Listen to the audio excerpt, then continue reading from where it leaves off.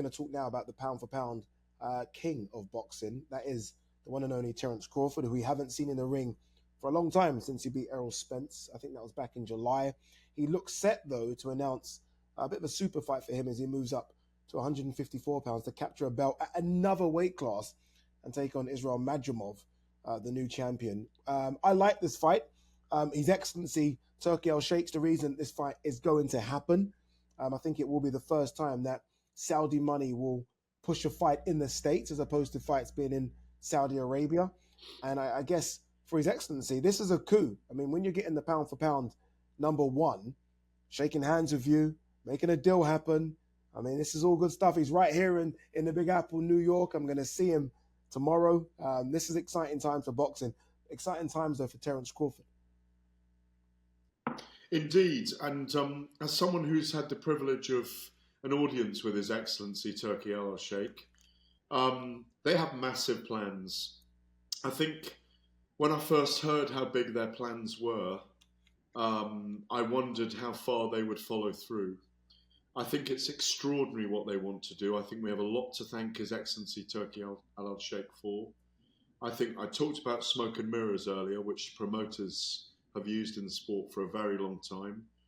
Those of us deeply embedded in the sport have to pick through those very often, as we're doing today. But I think it's amazing to see that they're going to invest in events in the UK, in America. The expansion is strong and long. And I know that I asked His Excellency about Oscar De La Hoya being involved. And I remember him saying, "We will miss you, Oscar." Oscar needs to be involved. Al Heyman needs to be involved. This is a paradigm shift in our sport, and it could happen all the way to 2030. Don't miss out on the incredible innovation, unprecedented nature of what they want to do. And I like Madrimov versus Crawford. I do think you're wrong. I think Madrimov 11-0. Yes, he was a great Asian Games champion, a gold medalist in Jakarta and Tashkent in 2017, 2018. I know he's a middleweight. I know he knocks most people out, even in the amateurs. Yep. What is he? 11 wins, 7 knockouts, 3 decisions. But you look at his decisions, and good boxers have gone the distance with him, Addy. Mm-hmm. Rafael Igbokwe. Who else has gone the distance? Emeni Colombo. Yep. Eric Walker. They're all decent boxers.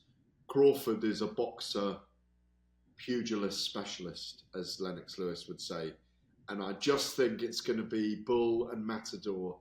And the Matador for me is going to be Terence Crawford, even though it's a middleweight. No, look, you're right. Look, as much as I give Madrimov a chance, because obviously I was lucky enough to be ringside as you were to watch him beat Kurbanov and destroy Kurbanov. And I thought elements of a Gennady Golovkin style of just kind of walking you down. And that could be a problem for a few rounds for Terence. But look, Terence will adjust, and I think Terence will become another champion at another weight class. I want to quickly go back to what you were referring to when you mentioned Oscar De La Hoya, just because Oscar tweeted, and I think Oscar is talking about His Excellency here, and you can correct me if I'm wrong, but Oscar tweeted this: nobody is coming to my country and or city and think they can take over boxing. I'm a fighter first, and I will fight hard for what I love the most, and that's boxing. Viva! Exclamation mark, exclamation mark, exclamation mark. He's obviously not talking about Eddie Hearn. I can only think that he is talking about His Excellency Turki Alalshikh, and it is disappointing because we have seen PBC recently kind of get on board, and they want to do things in Saudi Arabia. Obviously, we know Top Brain Car and Frank Warren and Eddie Hearn, and it does seem as though of the big promoters, Oscar's the only one who doesn't seem to want to work hand in hand with His Excellency. And I don't think it's a case of taking over boxing; it's just making the big fights for the fans. Oscar's wrong. They're not trying to take over. They aren't saying, you look at what they're doing at the moment.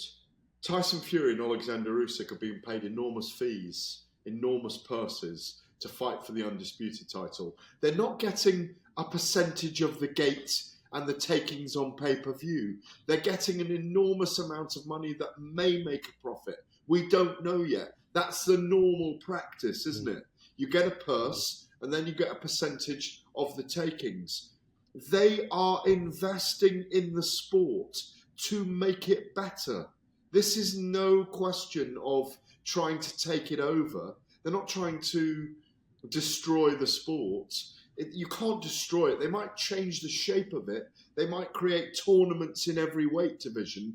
They might create a global tournament that works in every weight division, but it will benefit the fighters. It's not about Oscar De La Hoya and Golden Boy. It's about what's best for their fighters. And that's what you'll hear every other promoter saying. It's not Oscar's territory. He doesn't own Los Angeles. He doesn't own America. He needs to learn to work with all the other promoters, all of them, like they all need to work together. I back what His Excellency Turki Alalshikh's doing. I see the vision. It may not last forever, but while this is happening, I've been long enough in this sport to know and to be able to see and to have spoken with them that their intentions are good and they're fighter first. It's about the fighters. Doesn't it, as a counter here, doesn't it like, and I'm happy because the fighters are getting paid and we're seeing the fight. So as a fight fan, I don't necessarily care because I'm happy that we are finally seeing fights that I wanted to see. Bivol Beterbiev, a great example of a fight that I don't think would have been made because the financials just didn't make sense. Yeah. But don't the high paying of fighters kind of mess with the economics of the sport? Because our fighters... No, there isn't an economics of the sport. We will return at some point to bums on seats and pay-per-view numbers. Yeah. The economics of the sport have been played with by broadcasters for years. We're making it. You think about here in the UK, you think about DAZN. I paid an extra 22 quid on Sunday morning to watch Garcia and Haney. I subscribed to DAZN anyway, but I'm going to pay my 20 quid to watch it. They didn't need to charge me for that, but they did because they're paying them that money. This is market economy. If they want, if the Saudi Arabians want to invest and pay fighters more right now, then you enjoy that market economy. Look at footballers right now. Should footballers earn as much as they're earning? Yes. Should golfers earn as much as they're earning?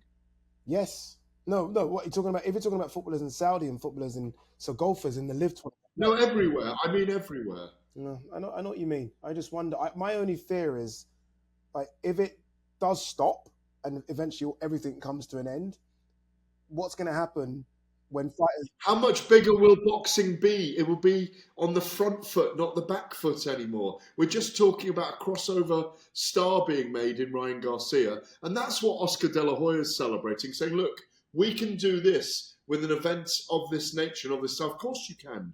But grow it in every capillary. Grow it in every arena. Grow it in every milieu. Grow it all together. Work together.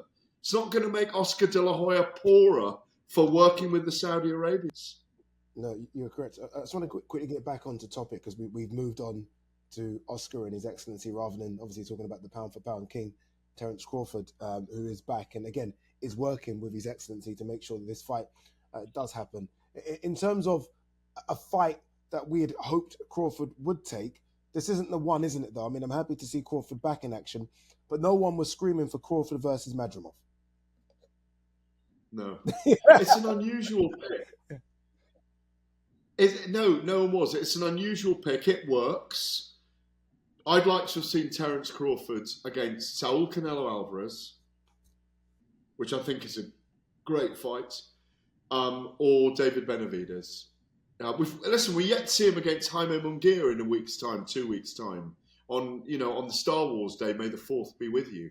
On Star Wars Day. On what is it, Mexican Independence Weekend, Cinco de Mayo. But he may lose to Munguia. Munguia is a very heavy-handed middleweight stroke super middleweight. We're talking about him in big fights already, but that's the one I'd like to see, Terence Crawford against Canelo, frankly. I think it's an enormous fight. And you know who might make that fight happen? We'll talk about him in the next section.